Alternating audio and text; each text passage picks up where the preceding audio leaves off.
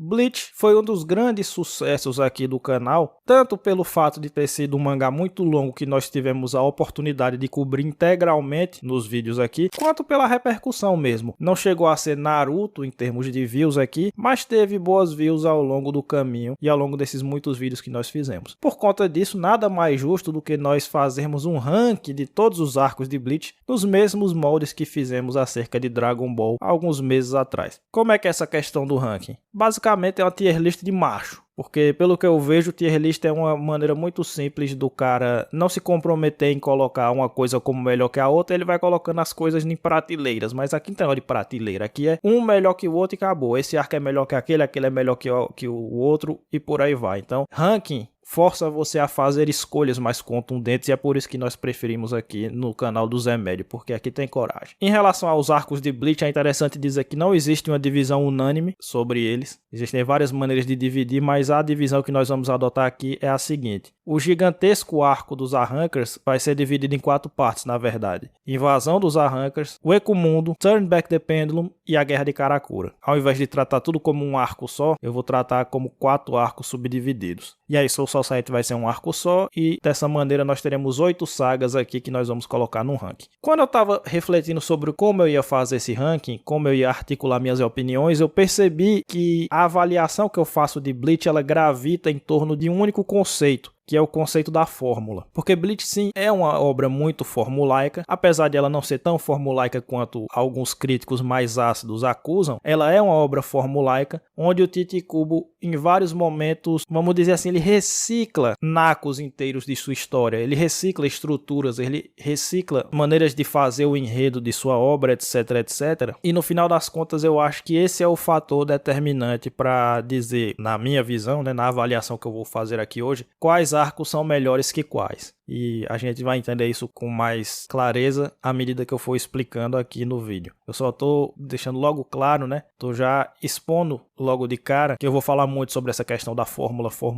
porque para mim, no final das contas, é o critério que vai determinar acerca de Bleach especificamente, qual arco é melhor que o outro. Então vamos lá, sem mais delongas, tá? Em 8º lugar, para mim o pior arco de Bleach, e isso não é surpresa para ninguém que acompanhou os vídeos. Aliás, quem não acompanhou, acompanhe, tem lá uma playlist fechada com todos os vídeos que eu fiz sobre Bleach.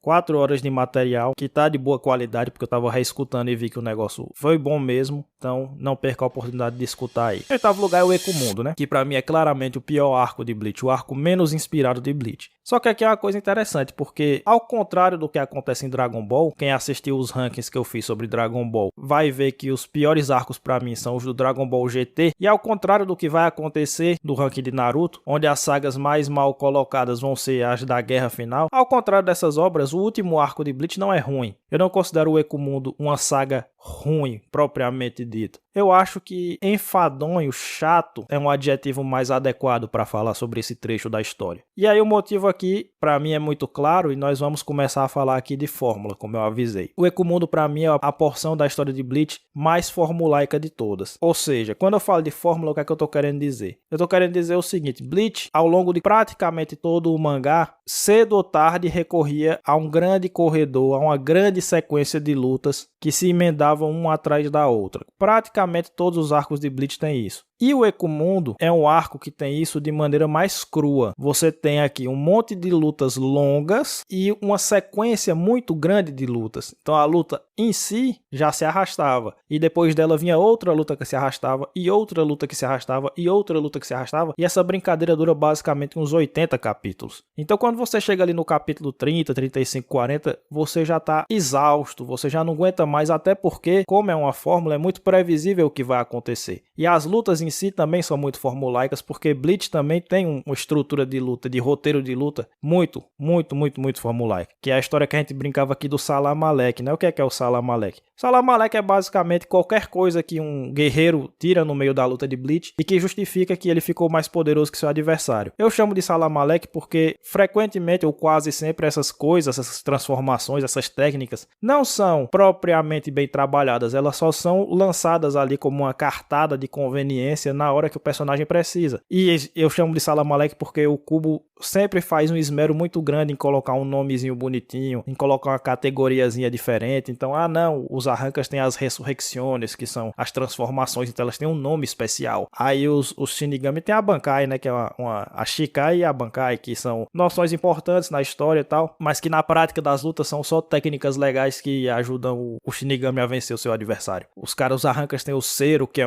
uma bola de energia gigantesca, assim, um golpe de energia muito grande. Então tudo em Bleach tem um nominho. O Kubo sempre se preocupa em colocar um nomezinho para as técnicas. Tem o Volständig dos Sternhit, enfim, tudo tem um nomezinho, tudo tem uma categoriazinha. Só que na prática o que ele nunca se esmerava muito em fazer era em dar um preparo para essas coisas. Então na prática as lutas de Bleach é sempre uma carteirada em cima da outra, quase sempre, né? Sempre uma carteirada em cima da outra. Então o guerreiro dá uma carteirada A e fica mais forte. Aí o guerreiro B dá uma carteirada, fica mais forte que o A. Aí o A dá uma carteirada, fica mais forte que o B. E o roteiro da luta é sempre assim. Então o Ekumundo basicamente tem uma sequência gigantesca de lutas também gigantescas, que são todas elas formulaicas. Quando chega no capítulo 30, você já entendeu qual é o truque, você já sabe o que vai acontecer e você fica meio que no desespero de ver que tem mais 50 capítulos ainda e que essa fórmula não vai variar. Então é um arco que não chega a ser ruim, mas ele é preguiçoso, ele é pouco inspirado e ele é enfadonho, porque a fórmula é aplicada de maneira muito crua aqui. Para não dizer que não tem nada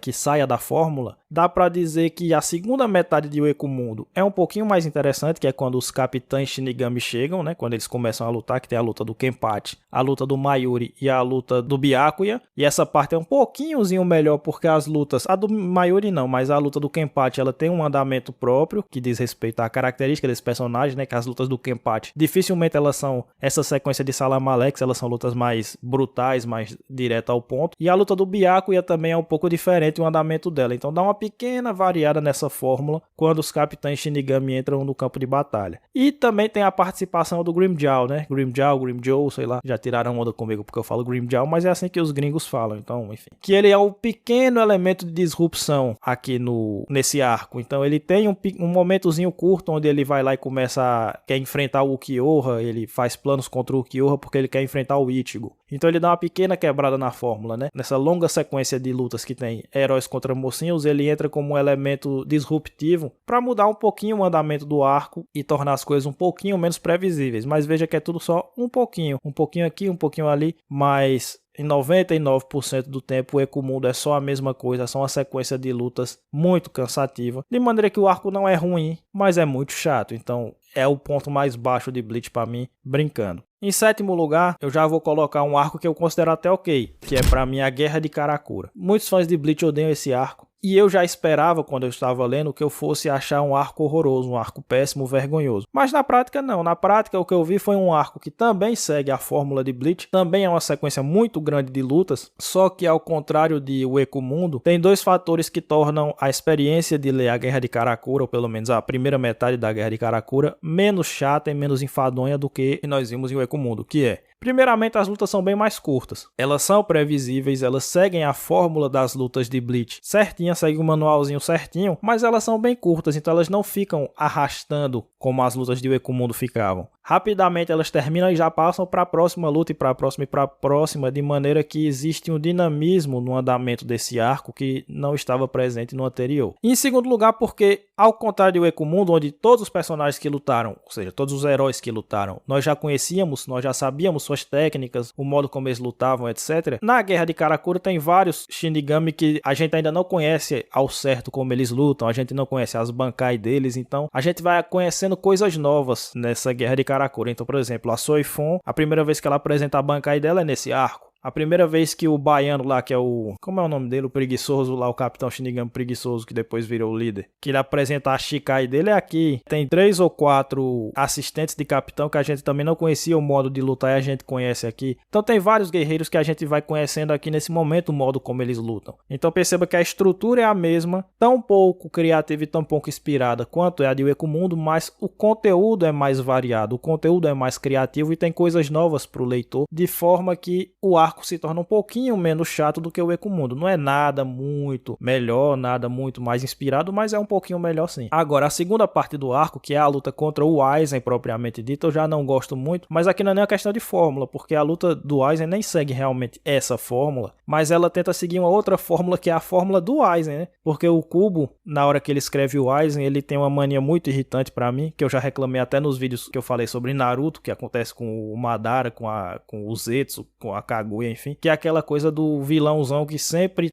está 2 ou 3 passos à frente de todo mundo. Então nada nunca acontece que vá pegá-lo de surpresa, ao ponto de chegar a ser artificial, né? Tudo que acontece sempre está dentro do plano, ele sempre previu o que ia acontecer, ele sempre sabia como você ia reagir, e aí ele nunca é pego desprevenido, e tudo que acontece em torno do Aizen tem isso. Porque o Kubo quer colocá-lo como um personagem muito inteligente. Então, para ele ser muito inteligente, ele tem que ter uma capacidade de estratégia de previsão que é completamente inverossímil e chega a ficar ridículo em vários momentos. Então, a luta dele é pontuada por isso e chega uma hora que me irrita muito. Essa é uma característica que eu tenho muita dificuldade de engolir e é por isso que eu não sou tão fã do Aizen quanto vocês aí, né? Mas a luta contra o Aizen tem umas coisinhas interessantes. A traição do Gin, que obviamente o Aizen já estava esperando, como sempre. A luta dele contra o Ichigo em si é muito legal porque ela é uma luta muito rápida e o Ichigo destrói ele depois do treinamento, né? Ele destrói o Aizen e é muito bom porque é um contraste, né, entre o Aizen que geralmente está na vantagem e a impotência do Aizen perante os novos poderes do Ichigo, mas até isso é estragado porque quem derrota o Aizen no final mesmo não é o Ichigo com seu poder avassalador, é o Urahara que vem com o Salamaleque tirado do rabo dele e aí ele consegue selar o Aizen. Então, nem para ter a culminação dramática do Ichigo destruindo o Aizen com um poder muito grande, com um poder muito superior, a gente consegue ver, porque no final das contas quem realmente derrota o Aizen é o Urahara e mais um Salamaleque do Urahara, que é um personagem que tem vários Salamaleques ao longo da história. Então eu acho essa luta com boas ideias, mas no final das contas ela segue a fórmula Aizen, não é a fórmula Bleach. A fórmula Aizen e a fórmula Aizen é insuportável pra mim, então eu não gosto dessa luta. Mas, considerando o arco como um todo, eu acho menos ruim do que o Ecomundo, porque no caso do Aizen foi tentado uma coisa diferente, e no caso da guerra em si, você tem mais dinamismo, porque você tem mais criatividade, você tem guerreiros que a gente não conhecia lutando, então a gente conhece coisas novas, poderes novos, técnicas novas, e as lutas são mais rápidas, então elas enchem menos o saco, tá? Então veja que é a fórmula, mas ela é aplicada de uma maneira um pouquinho mais eficiente, e por isso a Guerra de Karakura fica em 7º lugar. Em 6º lugar, e aqui nós já entramos no terreno dos arcos que eu considero bons arcos, vem a Guerra Quincy, que eu também esperava uma coisa horrorosa, e é engraçado que alguns já me perguntaram, em comentários de vídeos aí, porra, qual mangá tem um final pior, Bleach ou Naruto? E pra mim isso não é nem uma discussão, porque a Guerra Quincy pra mim é uma boa saga. Não é extraordinária, mas é uma boa saga. Não entendo porque que as pessoas consideram tão horrorosa essa saga, não. Até porque é uma saga que segue a fórmula do Tite Kubo também.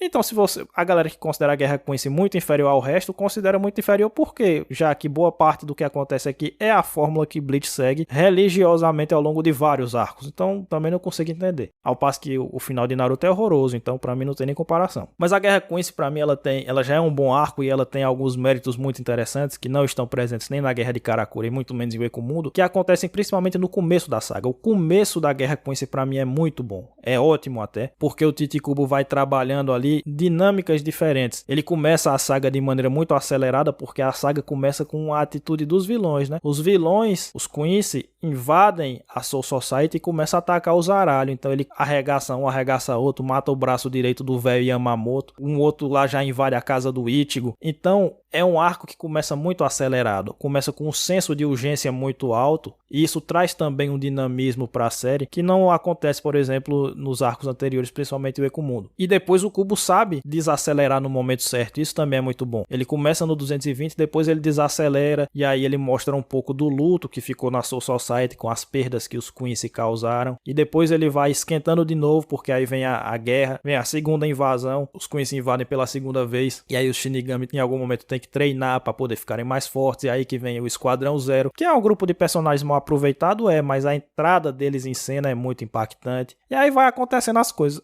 Depois eu acho que o arco dá uma perde um pouco a mão, porque ele realmente entra de novo na fórmula, lá vamos nós de novo com a fórmula. De uma sequência muito grande de lutas, e algumas lutas se estendem demais, isso acontece principalmente na última parte do arco. Os Queens que ficaram por último, que enfrenta lá o Baiano, enfrenta o Urahara, enfrenta não sei quem, realmente eles têm umas lutas muito grandes e muito chatas, e lutas que se estendem mais do que deveriam. Mas mesmo nas lutas contra os Queens, não essas últimas que eu acho meio insuportáveis também, mas as da metade do arco, você tem lutas mais interessantes do que a média em Bleach, porque as técnicas dos Quincy são muito criativas, né? São técnicas frequentemente muito simbólicas, muito filosóficas, muito abstratas, vamos dizer assim, com regras muito abstratas de funcionamento, que dão uma dinâmica diferente para as lutas. Ao contrário de ser só o Salam Alek tirado da bunda, como geralmente eram as técnicas dos arrancers. Eu acho sim que frequentemente o Kubo não soube trabalhar essas técnicas filosóficas de uma maneira satisfatória, como regras de um combate, né? Para criar regras de um combate, regras plausíveis e escrever a luta de uma maneira mais interessante, mas só de a técnica ser mais criativa já torna a luta mais legal, mais diferente do que o que a gente estava acostumado a ver na série. Eu considero a Guerra Quincy um bom arco, não é extraordinário, mas é um bom arco, porque é uma saga que ela ousa mais do que outras, né? Tem vários elementos, tem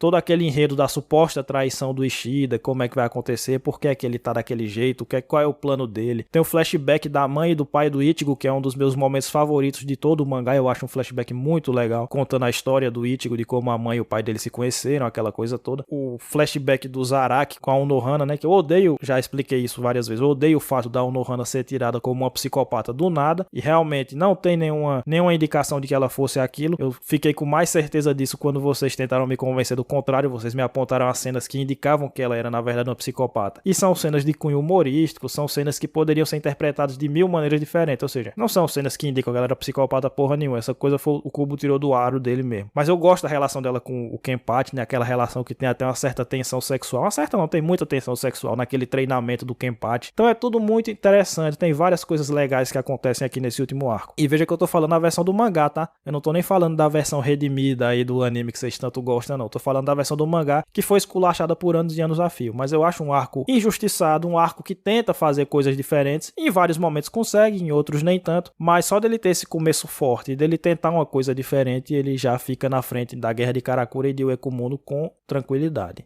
Em quinto lugar, nós já entramos realmente no terreno dos arcos que eu gosto efetivamente, que aí nós vamos com a invasão dos Arrancas, né? Que é um arco que, assim, o principal motivo pelo qual eu adoro tanto esse arco, adoro a palavra forte, mas que eu gosto tanto desse arco é o aparecimento dos Vizards, né? Que no final das contas terminou sendo um grupo de personagens muito mal aproveitado. Era um grupo de personagens que tinha potencial para fazer muita coisa e terminou não fazendo nada. Mas aí é culpa da Guerra de Karakura, que era onde eles deveriam brilhar de verdade e não brilharam. Mas o aparecimento deles é muito interessante, porque eles chegam na história de uma maneira que parece que eles vão ser os vilões do arco. Depois eles vão adotando uma postura mais ambígua, você vê que eles dizem que não, eu não gosto do Aizen, eu não gosto dos Arrancas, né? Eu não tô do lado dos Arrancas porque eu odeio o Aizen, mas eu também não gosto de Shinigami. Então você fica, porra, então eles vão ter um papel estranho aqui, eles vão ter um papel de ambiguidade em relação a esse confronto Shinigamis versus Arrancas. Depois eles adotam um papel de mentores do Ichigo, eles vão treinar o Ichigo porque eles querem que o Ichigo faça parte do grupo deles. E aí depois a gente vai descobrindo quem eles são, o passado deles, etc. E aí eles vão adotando uma postura mais... Eles vão ficando ao lado dos heróis mesmo. Mas só de ter esse elemento de incerteza, de mistério acerca de quem são os Vizards, por que eles estão fazendo o que eles estão fazendo, quais são os seus objetivos, etc. Como eles vão atuar dentro dessa dinâmica desse novo arco, só isso já traz um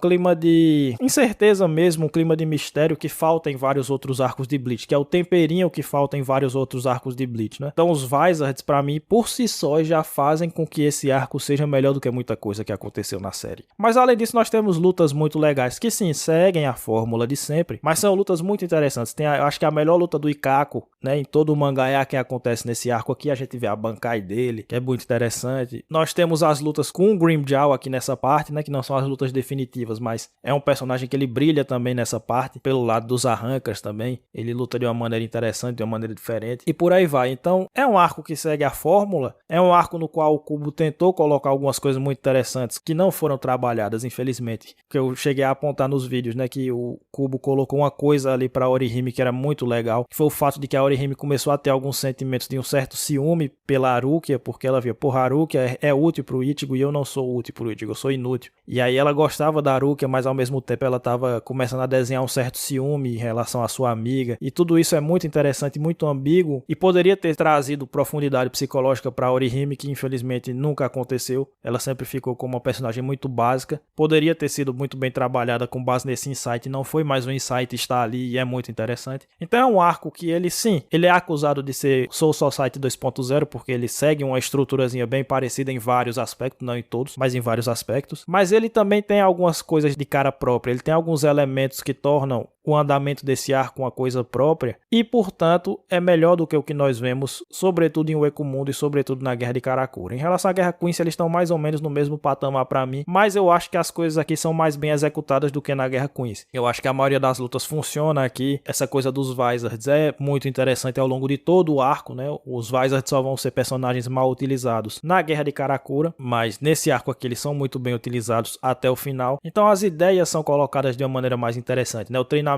do Ichigo, que é mais um daqueles treinamentos para ele se conhecer a si mesmo, e ele vai ficar mais forte à medida que ele se aceita a si mesmo, que ele domina sua própria natureza Hollow, enfim. Tá tudo aqui de maneira até que bem eficiente. O único porém que eu dou é que realmente alguns insights que foram colocados aqui nunca foram bem desenvolvidos o suficiente, e aí tem um pouco de potencial desperdiçado, mas no geral é um bom arco, eu gosto, merece o 5º lugar, né? Agora, o 4º lugar, aí sim, já entramos no terreno onde eu gosto muito do que vem a seguir, né? E o 4º lugar é o primeiro arco da série, que é o arco do agente Shinigami, né? Do agente substituto Shinigami, sei lá como é que é o nome dessa porra desse arco, é o primeiro arco. O arco introdutório, que foi obviamente o primeiro contato que eu tive com Bleach, e foi a primeira surpresa positiva que eu tive com Bleach, porque eu tava esperando de Bleach um mangá bem ruim. Porque, bom, vocês sabem que depois que Bleach terminou, ele ficou com uma fama muito ruim em muitos meios da internet brasileira. No meio otaku ele era tratado como piada, o pior do Big Tree, é muito ruim, o Kubo escreve de qualquer jeito, então eu já entrei pra ler essa série esperando pelo pior, esperando uma coisa bem ruim. E o que eu encontrei na verdade foi um arco de introdução muito bem feito. Um arco de 70 capítulos, sim, muito grande, muito extenso, mas que pra mim é um dos pontos positivos desse arco, porque desde o início uma coisa que eu sempre gostei que o Kubo fez é que ele não se apressa. Ao contrário de vários mangás que eu já comentei aqui no canal, Cavaleiro do Zodíaco, Kimetsu no Yaiba, não sei o que são muito rápidos e muito apressados, o Kubo leva o tempo dele para construir as coisas que ele quer, e eu gosto disso. E esse arco tem isso como a principal característica para mim. Então, se esse é o arco no qual ele vai lançar as bases de tudo que vai vir depois, é bom que ele leve o seu tempo. Então, a gente tem uma historinha para Orihime, a gente conhece ela, a gente conhece a questão do irmão dela, tudo muito bem trabalhado. Depois a gente conhece a história do Shed, que não é a história do Shed, mas é aquela história do menino que vira um periquito e vira uma calopsita, que eu adoro aquela história, eu adoro aqueles capítulos. E ali a gente conhece a personalidade do Shed, a gente tem vários momentos nos quais a gente conhece os secundários da escola do Ichigo, que são personagens que muita gente odeia, que acha que eles são descartáveis, mas eles são estabelecidos aqui. A gente conhece a história do Ishida, quando ele aparece, ele explica que ele é um Quincy, o que é um Quincy, qual é a história dele, por que é que ele não gosta de Shinigami, tudo bonitinho. A gente conhece a própria história do Ichigo com a mãe dele, que é o que vai moldar a personalidade dele, né? Que a principal característica do Ichigo é que ele é psicopata por proteger os outros, né? Ele tem um pouco dessa síndrome de Superman, de querer proteger os outros sempre a todo custo. Isso está intimamente ligado com o passado, com o modo como ele perdeu a mãe dele. E isso é explicado e trabalhado aqui. Então tudo vai sendo colocado com calma, com tranquilidade. Cada uma dessas histórias funciona por si só, porque elas são desenvolvidas com calma, elas têm os seus momentos dramáticos, elas têm a sua catarse, elas têm o engajamento do público por meio dessas ou daquelas emoções que o autor vai gerando ao longo dessas historinhas. E depois ele bota outra e outra e outra. E aí quando chega no momento de esquentar as coisas, né? Quando os eventos começam a ficar mais sérios, que é quando a Harukia é sequestrada, é levada para a Soul Society para ser executada, e aí o Ichigo tem que passar pelo primeiro dos seus treinamentos, e isso também está presente aqui, o primeiro treinamento no qual o Ichigo tem que dominar o Hollow dentro dele, ou seja, ele fica mais forte à medida que ele se conhece a si mesmo, que ele se domina a si mesmo, tá? Então em Bleach tem essa coisa muito forte, o autoconhecimento é aumento de força, isso já está presente nesse arco, então é tudo muito bem feito, é o básico, mas é o básico feito de uma maneira magistral. Cada personagem importante tem sua história bem exposta, sua personalidade bem exposta, tudo no andamento correto, e aí aos poucos ele vai esquentando, e aí quando ele esquenta, ele coloca o personagem do Ichigo pra tomar uma surra dos caras muito mais fortes, né? No caso é o Abará e o Byakuya, e aí o Ichigo vê a necessidade de treinar, e no treinamento ele fica mais poderoso, e aí ele vai pra grande missão que é a Soul Society. Então esse arco aqui, ele é muito bem feitinho, com a introdução muito corretinha, que me impressionou em relação a Bleach logo de cara. Eu não tenho grandes defeitos para apontar aqui, então eu acho que é um arco que faz o básico muito bem feito. Longe de ser ruim, longe de ser, para mim, alongado demais. Eu gosto do fato de ele ter 70 capítulos, porque aí significa que o autor não se apressou. Ele fez o que ele tinha que fazer, no ritmo que ele tinha que fazer, e a coisa seguiu em frente com as bases bem sólidas, bem estruturadas. Então, vale o 4º lugar na lista e já é um arco que eu acho muito bom, muito interessante. Agora, o top 3, sim. Top 3 é a zona de excelência, né? O Bleach em seu auge do auge do auge. E aí, se fosse uma tier list, eu colocaria o 3º e o 2º lugar na mesma prateleira. Como não é a tier list, eu tive que fazer uma escolha e eu tive dificuldade em fazer essa escolha. Mas, em 3º lugar, nós vamos colocar Turn Back the Pendulum, que para muitos não é nem um arco autônomo, né? Ele tá ali no meio da grande saga dos Arrancas, mas eu gosto tanto dele e ele tem uma dinâmica tão própria que eu vou colocar como um arco próprio sim. Que é basicamente um arco muito curto de 12 capítulos de flashback. São 12 capítulos que explicam o passado de vários personagens, explicam como era a Soul Society muitos anos antes do momento que nós estamos acompanhando no mangá. E a primeira coisa que eu adoro nesse arco é que ele dá um puta de um respiro, porque ele vem entre o Ekumundo, que são basicamente 80 capítulos de uma luta atrás da outra, uma luta atrás da outra, e ele vem antes da Guerra de Karakura, que são não sei quantos capítulos de uma luta atrás da outra. Então são 12 capítulos aqui em Turn Back the Pendulum onde não tem luta, só tem história, só tem enredo, só tem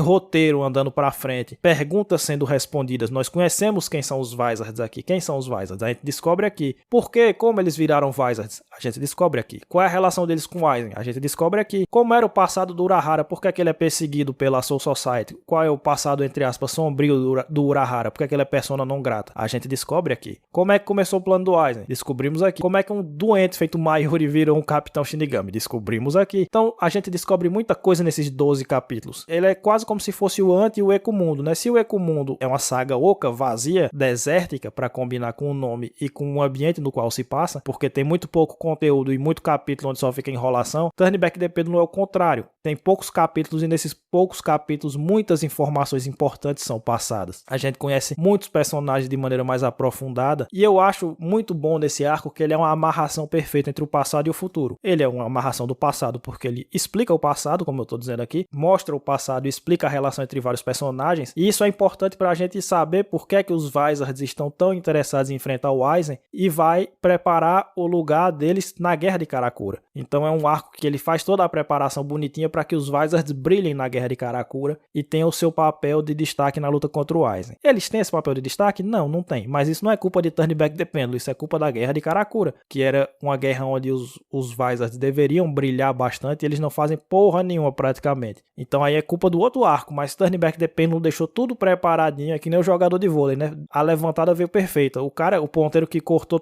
errado, cortou a bola para fora. Aí é culpa do ponteiro, não é do levantador. Então, Turn Back the Pendulum, ele é um arco curtinho, mas ele tem muita informação importante e ele faz a amarração perfeita entre o passado e o futuro da série. Então, estruturalmente é uma coisa que eu gosto bastante. Muito bom Turn Back the Pendulum, excepcional, uma das melhores coisas que o Kubo chegou a fazer na sua obra. O segundo lugar, e eu acho que é a grande polêmica dessa lista, mas em segundo lugar vem o arco dos Fullbringers, né? E é polêmico porque muito fã não gosta desse arco, eu não sei porquê. Eu desconfio que é justamente pelos motivos que eu vou elogiar aqui, porque no fundo o fã gosta do mesmo, né? Eu fico reclamando aqui que Bleach tem uma fórmula, que segue uma fórmula de bolo, uma receita de bolo, etc. E no final das contas é meio isso que o fã gosta, né? Quando o fã gosta de uma coisa, ele quer que aquilo fique sendo repetido ad infinitum. E os Fullbringers, o arco dos Fullbringers se recusa a fazer isso. O principal motivo pelo qual eu adoro essa saga é que ela tem uma cara muito própria. É o arco que, junto com o Turn Back the Pendulum, que menos segue a fórmula. Ele joga a fórmula fora. E ele também tem aquela característica que eu gosto muito do primeiro arco, que é levar o seu tempo. Os Fullbringers, né, o arco dos Fullbringers, começa muito lento, porque É o Ichigo tentando se adaptar à sua nova realidade, na qual ele não tem mais poderes, na qual ele agora não vai proteger mais ninguém, vai ter que aceitar ser protegido pelos outros, etc,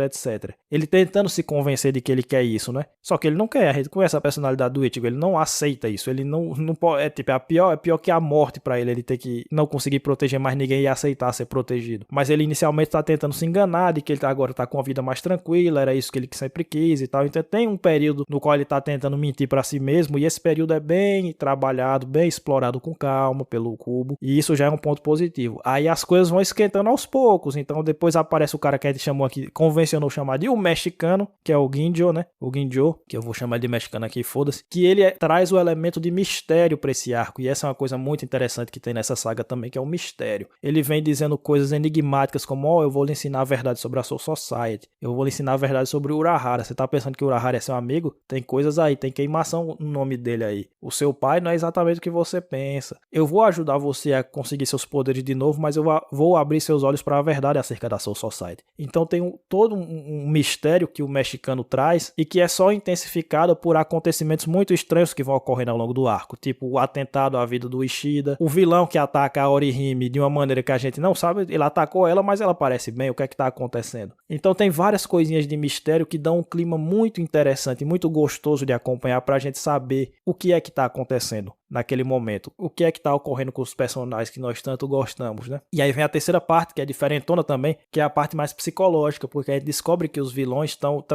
tentando vencer o Ichigo pelo mental, eles estão querendo quebrar a cabeça do Ichigo, eles estão querendo deixar o Ichigo coringar, né? Fazer o Ichigo ficar meio maluco. Então essa parte psicológica ela é muito forte, ela é muito pesada, não no sentido de eventos pesados, de gore nem nada, mas ela é muito carregada psicologicamente. A gente vai vendo o Ichigo ficando meio maluco, os caras entrando na cabeça dele aos poucos, e ele ficando desesperado sem saber o que fazer. E aí depois disso tem o plot twist, né? Descobre quem é o verdadeiro vilão da história e tal. Então o arco do Fullbringers faz muitas coisas diferentes. Ele é o anti-Bleach, vamos dizer assim, no sentido de que ele joga a fórmula fora e ele vai dando um andamento muito próprio, muito específico ao que acontece, e é maravilhoso. Esse arco ele só não compete pra mim muito fortemente para ser o melhor, porque no finalzinho ele adota a fórmula de uma maneira ruim, né? Então no finalzinho tem o corredor de luta contra os Fullbringers e as lutas são quase todas muito ruins, são quase todas muito chatas. Tirando a luta do Tsukishima com o Byakuya, todas as outras lutas são qualquer nota, inclusive a luta do Ginjo, que é o grande vilão. Então o arco só não tira 10 por causa disso, mas até chegar no momento das lutas decisivas, é só pedrada, meu irmão, é só pedrada, é coisa diferente, é um arco que tem uma cara muito própria e que acerta tudo o que ele tenta fazer. Todos os sentimentos que ele tenta evocar, ele evoca com muita habilidade. Então, pra mim, o cara que lê esse arco aqui não tem como dizer que o Tite Kubo não sabe escrever. Você só lê esses 50 e poucos capítulos dos Fullbringers e você vê que ele é um puta do escritor. Só que, claro, ao longo da série dele, ele foi se perdendo nessas fórmulas, nessa maneira de escrever Bleach meio preguiçosa, meio pouco criativa. E aí ele terminou ficando preso nessa estrutura e em vários momentos a série terminou virando uma paródia de si mesma. Mas quando ele parava e tentava fazer uma coisa diferente, ele fazia coisas maravilhosas. Então eu tenho muita curiosidade para ver o Tite Kubo escrevendo outras coisas, talvez até mais curtinhas, porque ele tem muita habilidade, ele sabe fazer a parada. Então o arco dos Fullbringers para mim representa isso tudo de uma maneira maravilhosa, e ele tá em segundo lugar e só não tá em primeiro por causa dessas lutas finais que são realmente muito pouco inspiradas, e pelo fato dos personagens dos Fullbringers em si serem muito pouco desenvolvidos, né? Tirando o Ginjo, talvez um pouco o Tsukishima, os outros meio que tanto faz como tanto fez, né? Tem uma historinha legal lá, mas nada demais. Mas fora disso é um arco maravilhoso, merece a medalha de prata.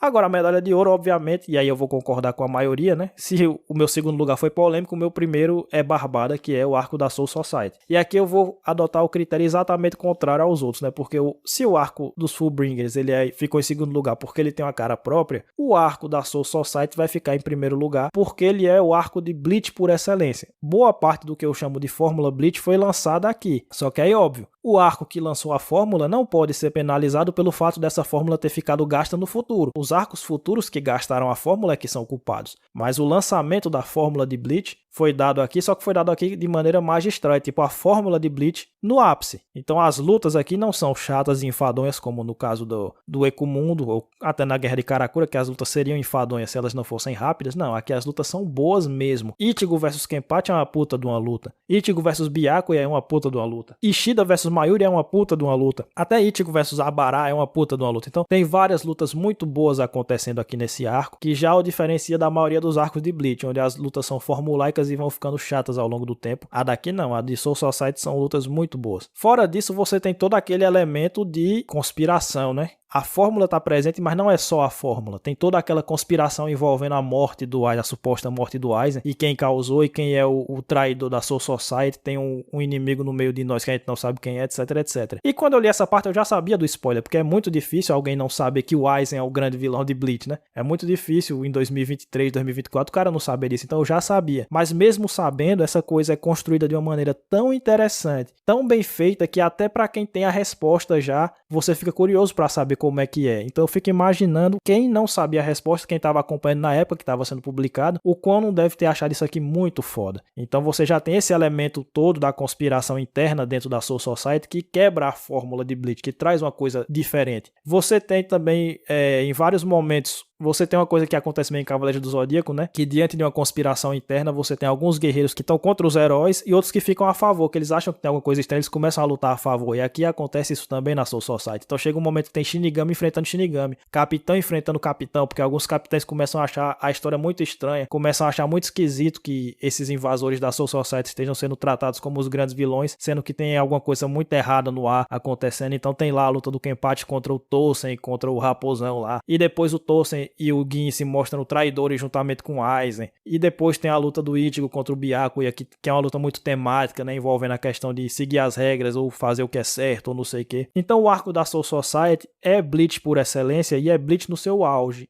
É a fórmula de Bleach sendo usada da melhor maneira possível e mostrando que a fórmula em si não é ruim. O problema é o fato de a fórmula ter sido repetida exaustivamente depois e de em vários momentos ela ter sido repetida de maneira preguiçosa. Na Soul Society não é preguiçoso. Tem toda uma série de elementos de enredo que ajudam a variar a fórmula e a colocar várias outras questões, vários outros fatores dentro do arco que tornam a coisa muito rica. Então o arco da Soul Society para mim é um dos melhores arcos shonen de todos os tempos. Não sei qual, 10, 15, 20, 30, não sei qual é o top da Soul Society, mas é definitivamente um arco histórico dentro do shonen, um arco que dá a cara de Bleach, que mostra o que é Bleach em sua essência e que mostra o que é Bleach no seu auge, onde quase tudo é muito bem feito. E é o arco que mostra o que Bleach pode ser no seu ápice, né, no seu absoluto auge. O que é a fórmula de Bleach, o que é que ela tem de bom, o que é que ela traz de maravilhoso, antes de ser desgastada e antes de ser tratada com preguiça e com desdém como ela foi ao longo dos outros arcos. Então Soul Society é Bleach por excelência e por conta disso não tem como ficar em uma posição diferente do primeiro lugar, merecendo a coroa dentro das obras do Tite Kubo, certo? Por hoje é só, meus amigos. Antes da gente encerrar, eu só quero falar uma coisinha rápida, que é o seguinte. Muita gente tá me pedindo para eu fazer um vídeo sobre o Akira Toriyama, né? O Akira Toriyama que nos deixou no dia 1º de março e foi anunciado no dia 8. E eu não estava planejando fazer um vídeo sobre isso, mas vocês pediram tanto, o pessoal tá cobrando aí, entre aspas, que eu vou fazer um vídeo, mas não vai ser necessariamente um vídeo de homenagem, vai ser um vídeo mais intimista, vamos dizer assim, onde a gente vai conversar de maneira mais livre sobre o Akira e sobre outras questões, algumas reflexões que eu vou tentar propor aqui, certo? Não sei quando esse vídeo vai sair, talvez saia antes do vídeo do ranking de Naruto, talvez saia depois, mas eu vou fazer, eu me comprometo a fazer esse vídeo, e aí a gente vai conversar mais direitinho lá, beleza? Por hoje é só, muito obrigado e até a próxima, valeu!